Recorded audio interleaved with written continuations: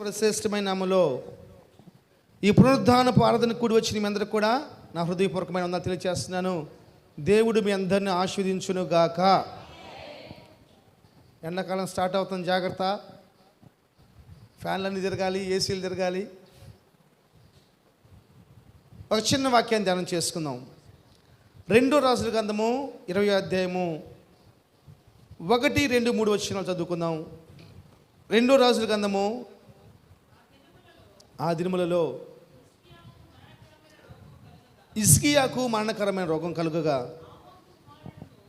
ఆమోజు కుమారుడును ప్రవక్తయునైన యెషయా అతని యొద్దకు వచ్చి, నీవు చనిపోబోచున్నావు, బ్రతుకువు గనుక నీవు నీ ఇల్లు చక్కబెట్టుకోమని యెహోవా సెలవిచ్చున్నాడని చెప్పగా, అతడు తన ముఖము గోడ తట్టు తిప్పుకొని, యెహోవా యథార్థ హృదయుడై సత్యముతో నీ సన్నిధిని నేనెట్లు నడుచుకుంటునో, నీ దృష్టికి అనుకూలముగా సమస్తమును నేనెట్లు జరిగించుతునో కృపతో జ్ఞాపకము చేసుకోమని హిజ్కియా కన్నీళ్లు విడుచుచు యెహోవాను ప్రార్థన చేశాను. చాలు, చిన్న ప్రార్థన చేసుకుందాం. మహాపరిశుద్ధుడైన తండ్రి, ప్రేమ నమ్మకం కలిగిన మా దేవా, ఈ పునరుద్ధాన ప్రార్థనలో మీరు మాతో మాట్లాడండి. చక్కని ప్రార్థనలో, ఆరాధనలో, స్తుతులు, పాటలు కనుక మీరు జరిగించినారు. ఈ దీనదాసుని మీరు మరుగుపరుచుకొని ఈ పరలోక మాటలు కృపతో నా నోటికి అందించండి. వాక్యమునకు వ్యతిరేకంగా పనిచేస్తున్న ప్రతి దురాత్మక శక్తిని బంధించమని, మహిమ గంత కీర్తి ప్రభావాలు మీరే పొందమని యేసు నామములో ప్రార్థన చేస్తున్నాను తండ్రి, ఆమేన్. చెప్పండి హల్లెలూయా. జాగ్రత్తగా ఒక్క మాట కూడా బీరుపోకుండా నా వైపు చూస్తూ శ్రద్ధగానండి. ఈ వాక్యం మీకు ఆశీర్వాదకరంగా మార్చబడిపోయింది. ఆమేన్. జాగ్రత్తగానండి. ఈరోజు ఒక చక్కని వాక్యాన్ని ఆత్మదేవుడు మనతో మాట్లాడబోతున్నాడు. హిజ్కియా అని చెప్పబడిన ఒక రాజు ఉన్నాడు ఇక్కడ. హిజ్కియా చేసిన పనులు చాలా ఘనమైనవి, ఘనహీనమైనవి కూడా ఉన్నాయి.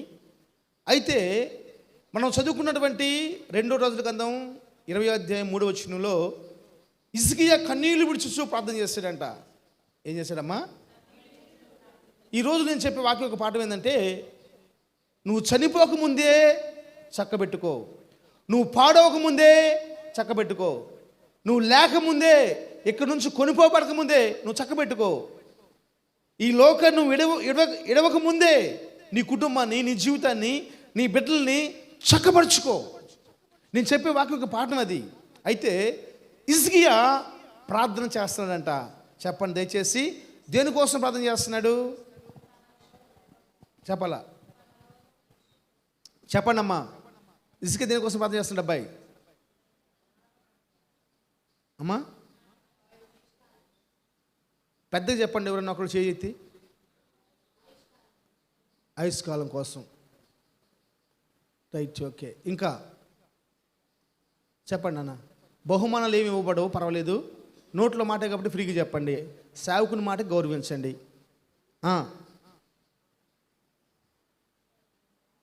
రైట్, హల్లెలూయా.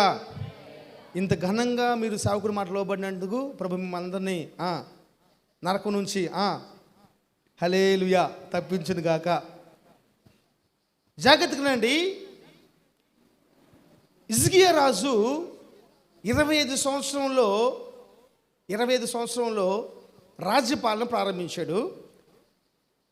ఖచ్చితంగా 14 సంవత్సరాలండి ఉన్నతమైన సేవ చేశాడు, ఉన్నతమైన రాజ్య పరిపాలన చేశాడు. 14 సంవత్సరాలు ఎలాంటి సేవ చేశాడు? దేవునికి భయపడుతూ చేశాడు, దేవునికి భయపడుతూ రాజ్యపాలన చేశాడు. జాగ్రత్తగా నాలి. నీ కుటుంబాన్ని పరిపాలించుకునే జీవితంలో కూడా, నీ కుటుంబాన్ని ఏలుకునే జీవితంలో కూడా దేవునికి భయపడుతూ ఏలితే నువ్వు చాలా ఘనంగా మార్చబడిపోతావు. నీ కుటుంబాన్ని కూడా నువ్వు కట్టుకునే సమయంలో దేవునికి భయపడుతూ కట్టుకుంటే, నువ్వు చేసే పనుల్లో, నువ్వు చేసే వ్యాపారంలో, నువ్వు చేసే ఉద్యోగంలో దేవునికి భయపడుతూ చేసుకుంటే చాలా బాగుంటుందండి. 14 సంవత్సరాలు ఆయన రాజ్యరికం చేశారు. దగ్గర హిజ్కియాకి 39 సంవత్సరాల వయసు వచ్చింది. హిజ్కియా బతికిన కాలము 54 సంవత్సరాలు బతికాడు ఆయన. 29 సంవత్సరాలు రాజరికం చేశాడు. 25 సంవత్సరాల వయసులో ఆయన రాజుగా అభిషేకించబడ్డాడు. ఈ హిజ్కియా నాకు చూడాలి మన దయచేసి. హిజ్కియా 14 సంవత్సరాలు రాజరికం చేసి 39 సంవత్సరాల వయసు, అంటే నాకంటే ఒక సంవత్సరం చిన్నవాడే, నాకంటే ఒక సంవత్సరం చిన్నవాడే. ఇతనికి అనుకోకుండా అనుకోని రోగం ఒకటి వచ్చిందంట. ఏందమ్మా? అనుకోకుండా అనుకోని రోగం ఒకటి వచ్చింది. దేవుడు హిజ్కియా రాజు దగ్గరికి సావుకుని పంపిస్తున్నాడు. అబ్బాయి పోయి చెప్పుపో, నువ్వు చనిపోబోతున్నావు కాబట్టి నువ్వేం చేయలేసా, నీ ఇంటిని చక్కబరుచుకో, నీ కుటుంబాన్ని చక్కబరుచుకో, నీ జీవితాన్ని చక్కబరుచుకో. జాగ్రత్తగా నాలి. పాస్టర్ గారు వస్తున్నాడు, దైవజనుడు వస్తున్నాడు. రాజా, 14 సంవత్సరాలు నీ అత్యున్నతమైన సేవా జీవితం ఎంత ఘనంగా చేసావండి. 2వ వచనం,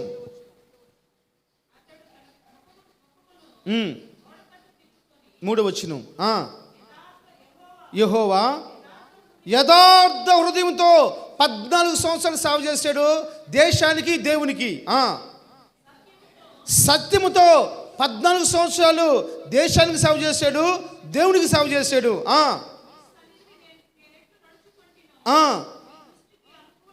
నీ దృష్టికి దేవుని దృష్టికి అనుకూలంగా 14 సంవత్సరాలు దేశానికి సేవ చేశాడు, దేవునికి సేవ చేశాడు, దేవునికి అనుకూలంగా సేవ చేశాడు. కృపతో జ్ఞాపకం చేసుకోమని. ఒక నిమిషం నాకు చూడండి, ఇప్పుడు దాకా చూడండి. సత్యముతోనూ యథార్థతోనూ దేవునికి అనుకూలంగా 14 సంవత్సరాలు ఏం చేశాడు? దేశానికి సేవ చేశాడు, దేవునికి సేవ చేశాడు. నాకు వచ్చిన నడిపింపు ఏంటంటే, ఈ 14 సంవత్సరాల్లో యథార్థంగాను సత్యముతోనూ దేవునికి అనుకూలంగా దేశానికి సేవ చేశాడు, దేవునికి సేవ చేశాడు, కానీ తన కుటుంబము చక్కపరచబడలేదు. తన కుటుంబము చక్కపరచబడలా, తన కొడుకుల జీవితాలు చక్కపరచబడలా, తన కూతురు జీవితాలు చక్కపరచబడలా. చక్కపరచబడలేదు కాబట్టే 14 సంవత్సరాలు నాకు చాలా భయం వేసింది మాట చదువుతున్నప్పుడు. అయ్యో, 20 సంవత్సరాలు భక్తి చేస్తానని నేను చెప్పుకుంటున్నానే, రేపొద్దున నా బిడ్డల పరిస్థితి ఏంటి? నేను ఎంతవరకు నా కుటుంబాన్ని చక్కపరచుకోగలిగాను? నేను ఎంతవరకు నా భార్యను చక్కపరచుకోగలిగాను? నా భార్య ఎంతవరకు తన భర్తని చక్కపరచుకోగలిగింది? ఈ క్వశ్చన్ నేను వేస్తున్నాను. నువ్వేం సమాధానం చెప్పగలవు? నీ భర్త నువ్వు చక్కపరచుకున్నావా? నీ భార్య నువ్వు చక్కపరచుకున్నావా? నీ బిడ్డలు మీరు చక్కపరచుకున్నారా? నువ్వు చనిపోకముందే, ఈ లోకాన్ని ఇడవకముందే చక్కగా మార్చబడిపోవాలండి. సరి చేసుకొని చూసి చనిపోవాలంతే. నీ కళ్ళు సరిచేయబడ్డ కుటుంబాన్ని చూసి సంతోషించాలి. బైబిల్ చెప్తుంది 25 అధ్యాయము ఆదికాండం 25 అధ్యాయము. త్వరగా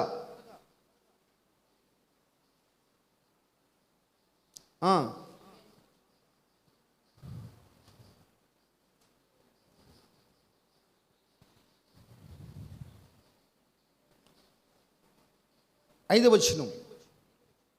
ఆదికాండం 25 అధ్యాయం 5వ వచనం. అబ్రహాము తనకు కలిగింది యావత్తు ఇస్సాకు ఇచ్చెను.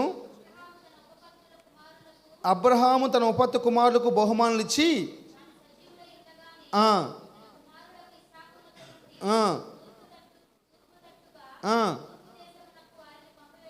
ఆమె చెప్పండి. ఇగో ఎంత హ్యాపీగా ఉందండి. నీ కొడుకు బయట ఉంటే నీకు సమాధానం ఉంటుందా? నెమ్మదికి పనుకోగలవు రాత్రికి? ఇస్సాకును ఒక ప్రాంతంలో పెట్టేసేసి నన్ను క్షమించండి, అబ్రహాము తూర్పు భాగానికి వెళ్ళిపోయి నివసిస్తాడంటండి. ఎంత ధైర్యం కావాలండి? అబ్రహాముకు తెలుసు, నా కుటుంబాన్ని నేను చక్కపరుచుకున్నాను, నా కొడుకు నేను చక్కపరుచుకున్నాను, నా కూతురుని చక్కపరుచుకున్నాను, నా ఇంటిని నేను చక్కపరుచుకున్నాను. ఎవరికి బహుమానాలు ఇవ్వాలో, ఎవరికి భాగాలు ఇవ్వాలో, ఎవరికి ఆస్తిని ఇవ్వాలో వారికి ఇచ్చేసాడు. దేవుని సేవకుడిగా దేవుని కుమారుడు, దేవుని కుమార్తె, ఈరోజు ప్రభు నీతో మాట్లాడుతున్నాడు. నీ కుటుంబము చక్కపరచబడలేకపోవటం గల కారణాన్ని నువ్వే మర్చిపోవద్దు. నువ్వు బాగా లేకపోవటం గల కారణం ఎవరు తెలుసా? నువ్వే. ఈ మధ్యకాలంలో కుక్కలు మనుషులు పట్టుకొని తెగ బీగుతూ ఉన్నాయి. అయితే కొన్ని ప్రాంతాలు ఏం చేస్తారంటే, వాళ్ళు పెంపుడు కుక్కలు బయట రాగానే బయటకు వచ్చేసేసి పిల్లల పైన పడేసేసి వాళ్ళని కొరుకుతున్నాయి. అలాంటి ఒక దురాత్మ పనిచేస్తుంది కుక్కల పైన. జాగ్రత్తగా, పిల్లల పైన దురాత్మ పనిచేస్తున్నాయి. మనుషులు పట్టి లాగటం, చంపేయటం, కొరికేయటం. ఇంతకుముందు వాళ్ళ దురాత్మలు ఎక్కువైపోయినాయి. ఇప్పుడు దురాత్మలు ఎక్కువ సంచరిస్తూ ఉన్నాయి. హల్లెలూయా. అయితే ఒక కుటుంబంలో కూడా ఒక కుక్కను పెంచుకుంటే ఆ కుక్కను అలాగే బయట తీసుకెళ్ళలేక బయట చేతిలోంచి గొలుసు తెంపుకొని పోసేసి ఒక పిల్లడి మీద పడేలేకే ఆ కుక్క అంటే ఆ ఇంట్లో కూడా చాలా ప్రాణం. వాళ్ళ అబ్బాయికి ఇంకా చాలా ఇష్టం. ఎప్పుడైతే ఆ కుక్క పోయేసి వేరే పిల్లడి మీద పడిందో, ఆ చుట్టుపక్కల ఉన్న వాళ్ళ మొగోళ్ళందరూ వచ్చేసేసి కర్రలు తీసుకొని ఆ కుక్కను చంపడేసాడు. ఆ పిల్లని కాపాడి హాస్పిటల్ తీసుకెళ్ళారు. ఈ పిల్లడు ఏం చేస్తాను, ఇక నాకు కుక్క కావాలని చెప్పేసి ఒకటి ఏడుతున్నాడు. నాకు కుక్క కావాలని చెప్పి ఏడుతుంటే వేరే ఒక కుక్క పిల్లని కొనుక్కొచ్చాడు తండ్రి. కొడుకు బాగా తట్టుకోలేక కుక్క పిల్లని కొట్టుకొచ్చేసేసి ఈ పక్కనేమో కుక్క పిల్లని పెట్టారు, ఈ పక్కనేమో కుక్క లాంటి ఒక బొమ్మ తీసుకొని ఆ బొమ్మలు చేయి దూచాడు. వాళ్ళకి భార్య ఏమో ఈ పక్క కూర్చుంది, ఈ పక్కనే తెచ్చిన కుక్క పిల్ల ఉందన్నమాట. ఈ భార్య ఏం చేస్తుంది, ఆ కుక్క పిల్ల బొమ్మ లాంటి దానిలో చేయి చూసింది. అక్కడికి వచ్చి ఈ ఒక మనిషి కాలు లాంటిది ఆ కుక్కని పెట్టేలకే ఆ కుక్క ఏం చేస్తుంది సార్, ఆ కాలుని పట్టుకుంటుందట. ఆ కుక్కని పెట్టగానే ఆ కుక్క ఏం చేస్తుంది, కక్క నోటితో పట్టేసుకుంటుంది. తర్వాత ఇడిపించేసేసి ఈ బొమ్మలాగా ఉన్న కుక్కని పెట్టగానే ఆ కుక్క ఆ మనిషే కదా ఉంది, అది పెట్టగానే అట్టం పట్టుకుందనమాట ఆ కాలుని. ఈ కుక్క కూడా అంతే పట్టుకుంది. అప్పుడు ఏం చేశాడంటే పక్కన కర్ర తీసుకొని ఆ బొమ్మగా అంటే ఆ బొమ్మ చేయిని పటా కొడుతున్నా కర్ర తీసుకొని. కడుతున్నా లేక అది వదిలిపెట్టేసింది. మళ్ళీ ఇక్కడికి వచ్చేసేసి మళ్ళీ కుక్క పిల్లని ఆ కుక్క నిజమైన కుక్క దగ్గర ఆ కాలు పెట్టేలేకే ఆ కాలుని అది తాగట్లా, 2 సార్లు పెట్టి తాగట్లా, 3 సార్లు తాగబోతుంది. మళ్ళీ తీసుకొచ్చి ఇక్కడ పెడుతున్నాడు. 2 సార్లు పెట్టాడు తాగలా, 3 సార్లు తాగబోతుంది అనమాట. తాగబోతున్న మళ్ళీ కొట్టాడు ఈ బొమ్మలాని చేయిని. కొట్టేలేకే ఆ కుక్క చూస్తుంది, మళ్ళీ తీసుకొచ్చి పెట్టాడు, ఇక తాగట్లా దాన్ని. అంటే అర్థమైంది తెలుసా, తన కుమారుడికి కుక్క కావాలి, ఆ కుక్క గొడవలు తీసుకొచ్చేదిగా ఉండకూడదని కుటుంబంలో జ్ఞానంతో ట్రైనింగ్ ఇస్తున్నారమ్మా, చక్కపరుచుకుంటున్నారు. నేను ఆశ్చర్యపోయాను. సావుకుడు వచ్చి చెప్తున్నాడు, రాజా నువ్వు చచ్చిపోబోతున్నావని. సావుకుడు చేసి నీ మంచి కోసమే కదమ్మా, ఎందుకని సావుకుడి మాట నీకు ఇష్టం లేదు? సావుకుడు ఏది చేసినా కానీ రైటే కదా. సావుకుడు ఏది చెప్పినా కానీ నీ మంచి కోసం చెప్తాడు కదా. నీ మంచి కోసం కాకుండా చెబితే అది సావుకుడు కాదు, వాడు స్వార్థపరుడు అవుతాడంతే, నరకానికి పాత్రుడు అవుతాడంతే. వాడు స్తోత్రం, వాడు శాపగ్రస్తుడిగా మార్చబడిపోతాడు. నీకు నీ బిడ్డలకి ఉపయోగకరంగా ఉండాలని సావుకుడు నీ దగ్గర పంపించేసేసి మాట చెప్పిస్తాడు.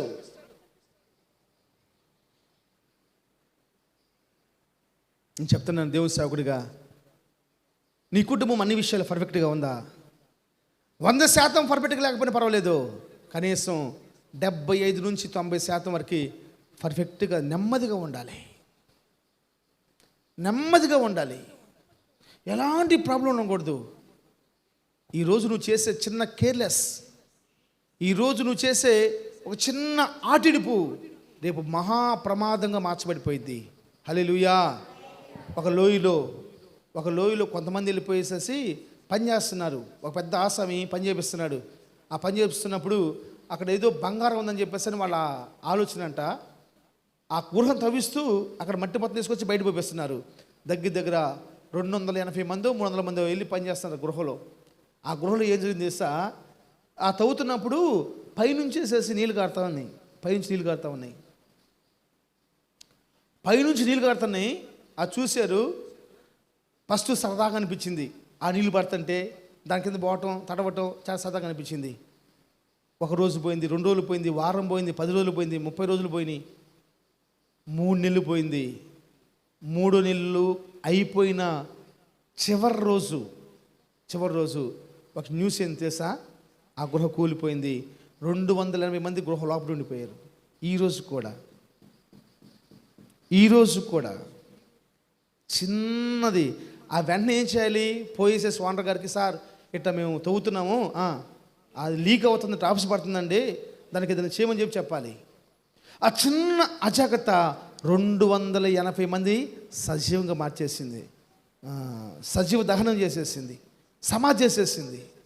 చిన్న కేర్లెస్. ఆత్మదేవుడు మీతో మాట్లాడుతున్నాడు. మీరు చక్కపరచుకోపోవటాన్ని బట్టేసేసే మీ కుటుంబము ఇంకా సరిచేయబడలేదు. ఈ మాట ఎంతమంది క్రైస్తవులు ఉన్నారో వాళ్ళందరం పోయి మీరు అడిగితే, హిజ్కియా దేనికోసం ప్రార్థన చేశాడంటే నీలాగే చెప్తారు. ఏమని చేసా?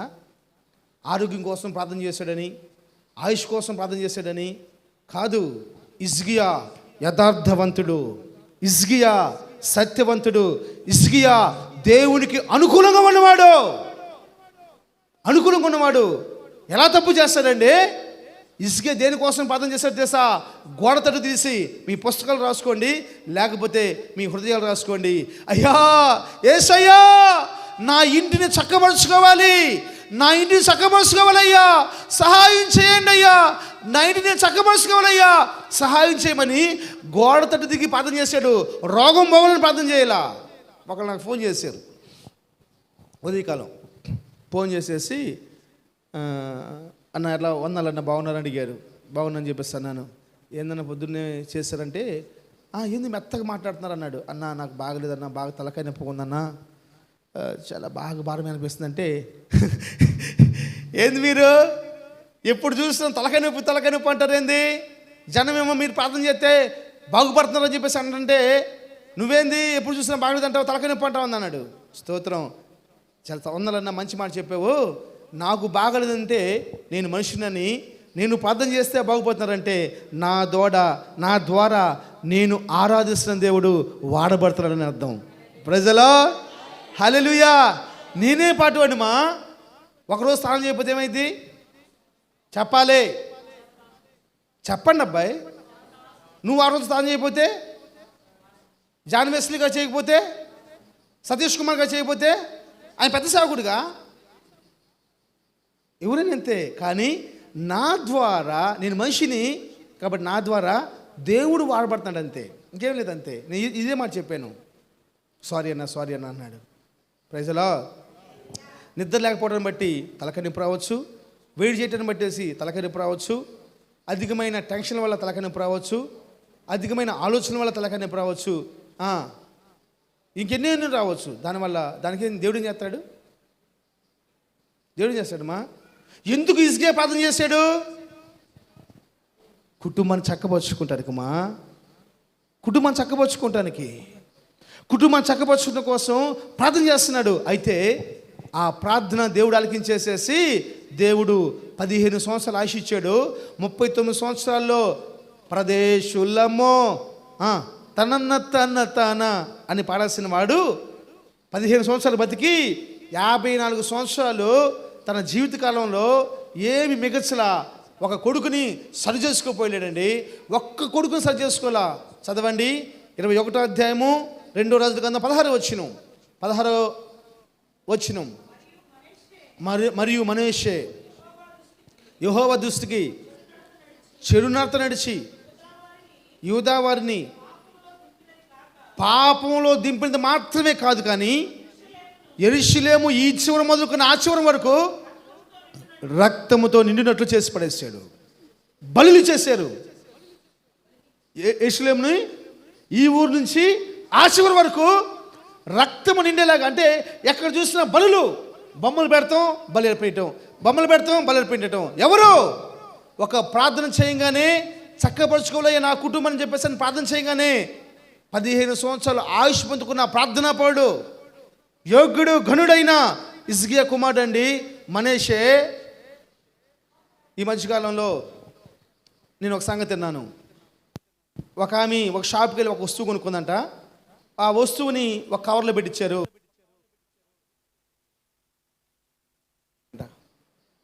ఆ కవర్ తీసుకొని పోయింది. ఆ కవర్ మీద ఏదో బొమ్మలు ఉన్నాయి. తీసుకొని పోయి ఆ కవర్ ఇంట్లో పెట్టిన కాడ నుంచి చేసేసి ఆ రోజు బాగానే ఉంది. తెల్లర పొద్దు నుంచి చేసి ఆమెకు అనారోగ్యం. తెల్లర పొద్దు నుంచి ఆమెకు బాగుంటలా. ఎంత ప్రార్థన చేస్తున్నా కానీ బాగుంటలా. వీళ్ళది ఏంటంటే సేవకుని పిలవరు. వీళ్ళు కొంచెం ప్రార్థన చేయడం అలవాటు కాగానే సేవకుడు ఇంకా అవసరం ఉండదన్నమాట వీళ్ళకి. వీళ్ళు భక్తులు అనమాట. ఇంకా వీళ్ళు భక్తులు.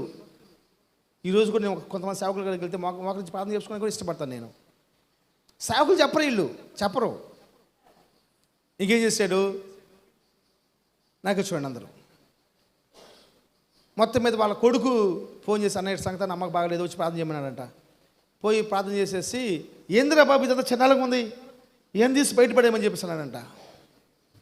ఇవన్నీ తీసి బయటపడేయమని చెప్పేసానంట.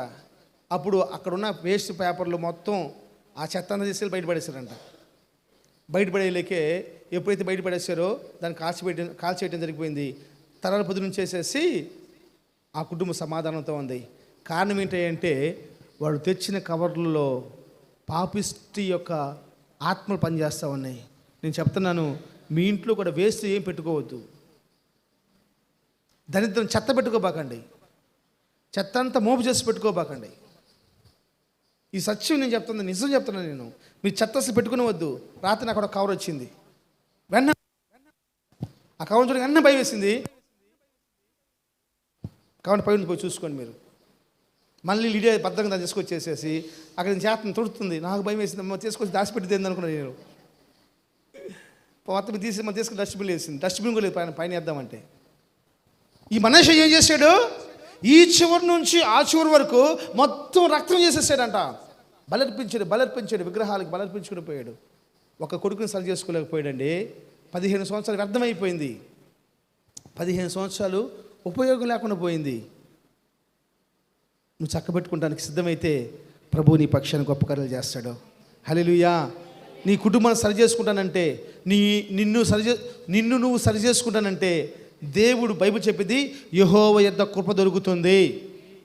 యెహోవా దేవుని దొరుకుద్దమ్మా కృప తీసుకో. డబ్బొద్దు, బంగారం వద్దు, వెండొద్దు, వజ్రలొద్దు. నీకు కృప వచ్చిందనుకో ఏదైనా నువ్వు సాధించుకుంటావు అంతే. కృప కాకుండా నాకు డబ్బే కావాలనుకున్నావు అనుకో నువ్వే సాధించలేవు. Praise the lord.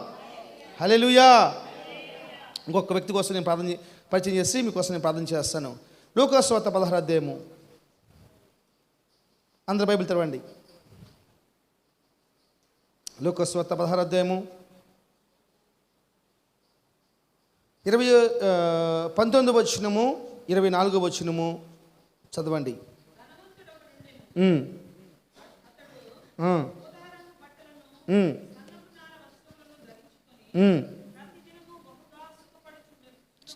చాలు. 24వ వచనం.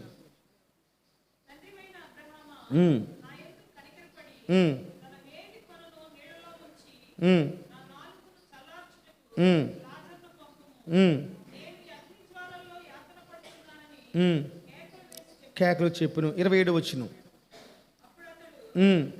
తండ్రి అలాగైతే వారును ఈ వేదనకరమైన స్థలమునకు రాకుండా వారికి సాక్ష్యమిచ్చుటకై నా తండ్రి ఇంటికి వారిని పంపవాలని నేను వేడుకొంచున్నాను నిన్ను. 29వ వచనం. అందుకు అబ్రహాము వారి యొద్ద మోషేయు ప్రవక్తలను ఉన్నారు, వారి మాటలు వినబడలని అతనితో చెప్పును. నాకు చూడండి మనం చదువుకున్నటువంటి ఈ 16వ అధ్యాయము ఈ ధనవంతుడు తర్వాత ఇంకెవరున్నారు అక్కడ? లాజరు. ప్రతి ఒక్కరు తెలుసు.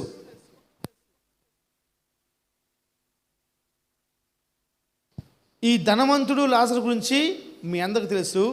ఈ ధనవంతుని పేరు మీకు తెలియదు కదా. ఈ ధనవంతుని పేరు ఏంటంటే దివాస్ అంటారు. ఈయన ఏమంటారంటే దివాస్ అంటారు అనమాట. ధనవంతుడి పేరు ఏం పేరు? దివాస్. ఈ ధనవంతుడు చనిపోయాడు. ఏం చేశాడమ్మా? ఎలా చనిపోయాడు అమ్మా? అర్థం కాల. ఎలా చనిపోయాడు? ఇంటిని చక్కపరుచుకోకుండా చనిపోయాడు. ఇంటిని సరి చేసుకోకుండా చనిపోయాడు. అన్నదమ్ములను సరి చేసుకోకుండా చనిపోయాడు. ఒకళ్ళ భార్య ఉంటే భార్యని సరి చేసుకోకుండా చనిపోయాడేమో. ఒకళ్ళ బిడ్డలు ఉంటే బిడ్డలని సరి చేసుకోకుండా చనిపోయాడేమో. గుర్తుపెట్టుకోండి, అక్కడ ఏం మాట్లాడతాడంటే 24 వచనం ఏంటంటమ్మా అన్న చెప్పండి, ఏదంటే అబ్బాయి అంటే అబ్రహాము విశ్వాసులకు తండ్రి అని ఆ దివాస్ ధనవంతుడికి తెలుసు. అబ్రహాము తండ్రి అని తెలిసి, అబ్రహాము ఆరాధిస్తున్న దేవుడి గురించి తెలిసి అతను ఎలా జీవించాడంట చెప్పాలి, బహు సుఖముగా జీవించాడంట. ఎంత మాట ఉంది చూడది, బహు సుఖపడ్డాడంట. అంటే డబ్బుండి సుఖపడతాం తప్ప ఏమ్మా, మరింత బహు సుఖపడ్డాడని చెప్పి రాశాడు. నువ్వెంతైనా సుఖపడు, దేవుని కలిగుండి సుఖపడు. నువ్వెంతైనా సుఖపడు. నువ్వు ఏసీ కారులో తిరుగుతావా, ఫ్లైట్లో తిరుగుతావా, ఏసీ రూమ్లో పడుకుంటావా, పట్టు పానుపుల మీద పడుకుంటావా, నువ్వు దీవించబడ్డ నీ గుర్తులు అవన్నీ. స్తోత్రం. అయితే ఎలా? ఆదివారం ప్రార్థన అయితే అడ్రస్ లేకుండా పోవటం కాదు, శనివారం శుద్ధికర కుటి కనీసం కాళ్ళు కూడా పెట్టడం శనివారం శుద్ధికర కుటికి ఒక చిన్న పదం చేసుకుని పోదామే.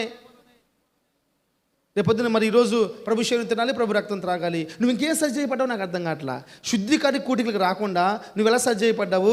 శుద్ధికర కూటికలు రాకుండా నువ్వు ఎలా బాగు చేయబడతావు?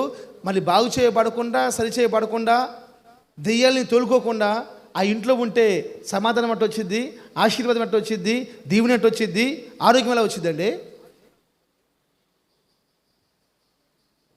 ఆ ఇంటిని ఖాళీ చేసుకోవాలి. శుద్ధీకర కూటికి లేదని తెలుసా? ఈ నెల మొత్తం అనుకోకుండానో తెలుసో తెలియకుండానో కొన్ని మిస్టేక్స్లు మనుషులుగా మనం చేస్తాం కాబట్టి వాటన్నిటి నుంచి 2 రాత్రులు 2-3 గంటలు ప్రభు సన్నిధిలో గడిపేసి అయ్యా నన్ను జ్ఞాపకం చేసుకో, వాక్యం ద్వారా బలపరచబడి ప్రభు మనతో మాట్లాడుతున్న మాటలను బట్టి బలపరచబడి ప్రార్థన చేసుకున్నాను బట్టి స్తుతించడాన్ని బట్టి ఆయన రూపులోకి మనం మార్చబడిన తర్వాత ఆదివారం రోజు ప్రభు శరీరం తిని ప్రభు రక్తం తాగితే ఎంత బాగుంటుందండి. అందుకని కొన్ని ప్రాముఖ్యమైన సంఘాల్లో బలారాధన శనివారం రాత్రి వేస్తున్నారు. నేను అడిగాను, తప్పు కదా అన్నాను. ఏ వారం వారం తప్పు కాదు, తీసుకుంటాం ముఖ్యం. ఆదివారం తీసుకుంటున్నావా సోమవారం తీసుకున్నావా కాదు, తీసుకుంటాం ముఖ్యం. గుర్తుపెట్టుకోవాలి. బలారాధన తీసుకుంటాం ముఖ్యం, ఎలా తీసుకుంటున్నావు చాలా ముఖ్యం. నువ్వు ఎలా తీసుకుంటున్నావు? తీసుకోకుండా ఇంకా పాపం చేసిందని అవుతావు కదా. అప్పుడప్పుడు కొంతమంది చెప్పేవాళ్ళు నా అక్కడికి వచ్చేసేసి, అప్పుడు ఏందమ్మా బలారాధన తీసుకుంటే నేను సిద్ధపడలేదు అయ్యేవాళ్ళు. చాలా బాధ వేసింది నాకు.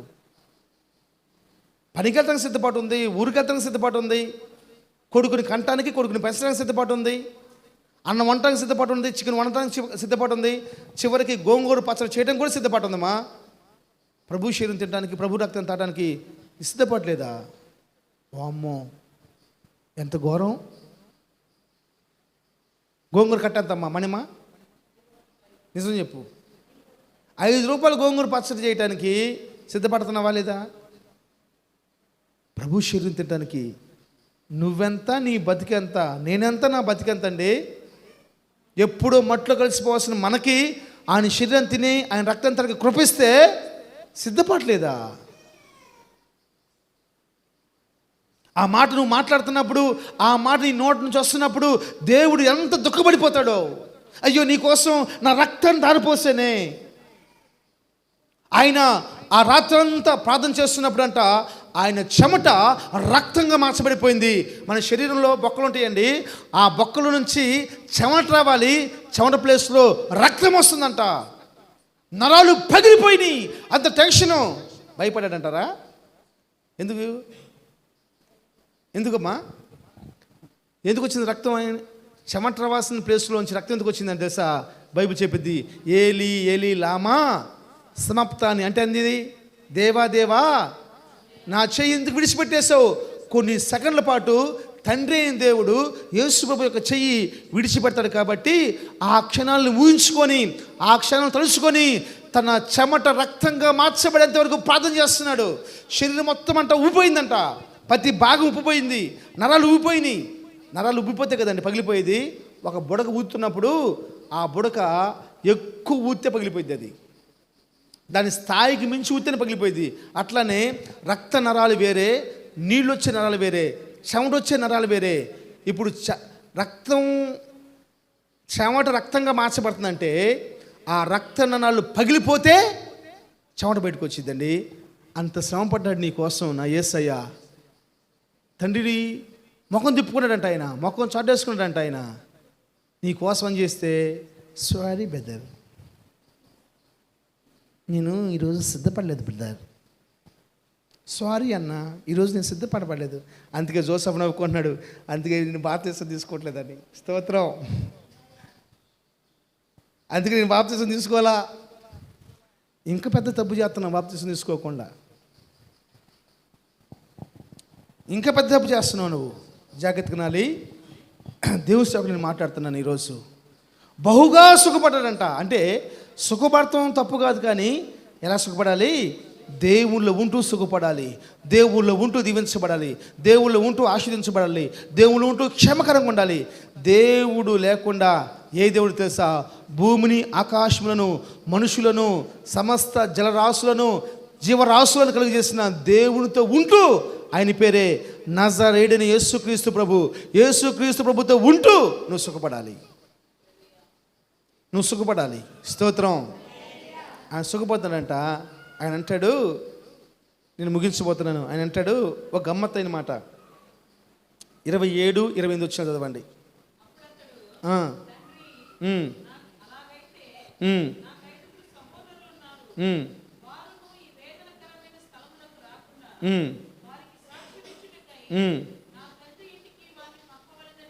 ఇప్పుడు ఈ మంచోడే చెడ్డోడా చెప్పండి? ఈ దివాస్ అనే ఒక అబ్బాయి మంచోడు చెడ్డోడా? చెప్పండి అమ్మా, మంచోడు చెడ్డోడా? ఎందుకంటే చనిపోయినాక నరకంలో ఉండి అబ్రహాంతో మాట్లాడుతున్నాడు. నా డౌట్ చెప్పమంటారా మీతోటి? మీరు తిట్టరుగా, మీరు ఏమనుకోరుగా? మేరీ చెప్పానా? ఆయన చనిపోయాడు, ఆ ధనవంతుడు చనిపోయాడు, ఆ ధనవంతుడికి అబ్రహాం కనపడ్డాడు. మరి నువ్వు చనిపోతే కనీసం ఎవరైనా కనపడతారా? ఒక బై మిస్టేక్లో నరకానికి వెళ్ళేవి అనుకో, అసలు కనపడతారంటావా? మీరు ఒకసారి ఆలోచించండి. ఆ ధనవంతుడు కనపడుతున్నాడు, అబ్రహాం కనపడుతున్నాడు, అబ్రహాంతో మాట్లాడుతున్నాడు. విశ్వాసుల తండ్రి, కొడుకును కూడా సైతం త్యాగంగా ప్రభు కోసం ఇవ్వడానికి సిద్ధపడినవాడు, ఇచ్చేసినవాడు కనపడి మాట్లాడుతున్నాడండి. పరిశుద్ధుడైన అబ్రహాము, నీతిమంతుడైన అబ్రహాము, ప్రార్థన పడిన అబ్రహాము ప్రార్థన చేస్తే మూయబడ్డ గర్భాలు తెరబడుతున్నాయి కదండి. అలాంటి వ్యక్తితో మాట్లాడుతున్నాడు. మరి ఒకవేళ రక్షణ లేకుండా, మారుమోసం లేకుండా, బాప్తిసం లేకుండా చనిపోయేవానికి పరిస్థితి ఏంటి? ఏం కనపడతారు? సరే చూడండి, మీరేనండి. ఇంటికాడ ఉన్నప్పుడు బాగున్నప్పుడు గుర్తుకు రాలి అన్నదమ్ముళ్ళు, వాళ్ళు సరిచేయబడలేదని చెప్పని. వాళ్ళు సరిచేయబడలేదే, నా కుటుంబం చక్కపరచబడలేదు అని చెప్పేసి బాధ లేదు. ఇప్పుడు నరకంలో పోయి కూర్చొని ఎడుతున్నాడు మనవాడు.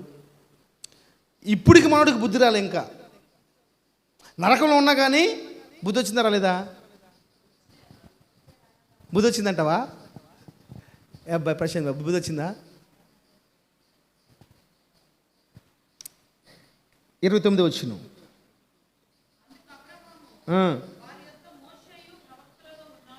ఇప్పుడు బుద్ధి వచ్చిందా రాలే చెప్పండి? ఏమొచ్చింది? బుద్ధి రాలేదమ్మా, బుద్ధి రాలా. బతుకున్నప్పుడు కొంతమందికి బుద్ధి రాదు, సచ్చిన బుద్ధి రాదు. ఎంతంటారా? నాకెళ్ళి జాగ్రత్తగా నన్ను చూసి. ఇప్పుడు ఎవరిని పంపాలని కోరుకుంటున్నాడు ఈయన? లాజరు స్వార్థికుడా, మోషే లాంటి సావుకుడు స్వార్థికుడా? నువ్వు మోషేని కోరుకోవాలా, లాజరుని కోరుకోవాలా? ఎవరిని కోరుకున్నావు నువ్వు? నీకు ఎట్ట బుద్ధి వచ్చింది? ఇంకా నీకు నాకు అసలు విచిత్రం అనిపించింది. ఒరే తెక్కలోడా, అంత మంచి విశ్వాసంతో నీకు కనపడ్డప్పుడు, అయ్యా నాకు 5 సహోదరులు ఉన్నారు, ఎవరు మాట్లాడితే వాళ్ళు మార్చబడతారో, ఎవరు మాట్లాడితే ఈ వేదనకరమైన స్థలంలోకి రాకుండా ఉంటారో వాళ్ళను పంపించయ్యా అని అడగకుండా ఆ లాజరుని పంపించు. ఇప్పుడు కూడా నీ చెవులు నిన్ను మెచ్చుకునే వాళ్ళు, నీ కళ్ళు చూసే వాళ్ళ కాడికే అక్కడ బాగానే ఏం జరుగుతుందంట? మొన్న ఒక ఆయన అంటున్నాడు, నీటిని ద్రాక్షారసంగా మార్చేసాడంట చర్చిలో. నీళ్ళ బాటిల్ ప్రార్థన చేసాడు, ద్రాక్షరసంగా మార్చబడిపోయింది.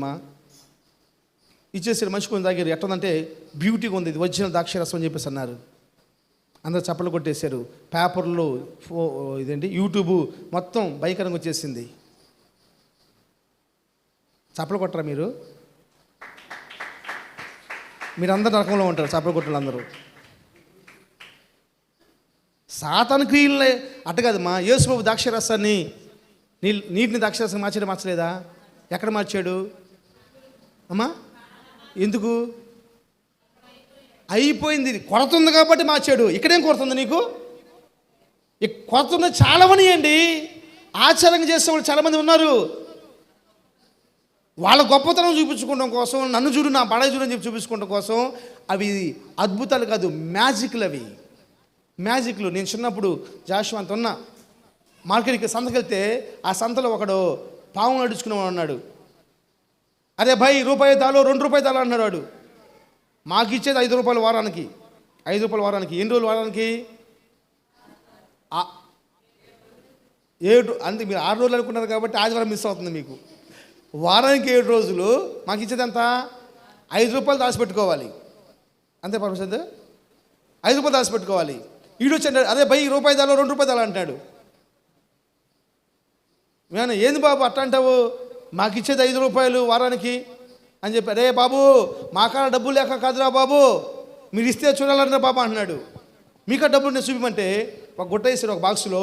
ఆ బాక్స్లో గుట్టేసి ఆ గుట్ట తీసేసేసి ఆ బాక్స్ ఎట్లాగానే ఆ బాక్స్లో మొత్తం డబ్బులు నోట్లో ఉంటాయి. నా కళ్ళలో ఇంకా నేను గుర్తుంది నాకు బాగా.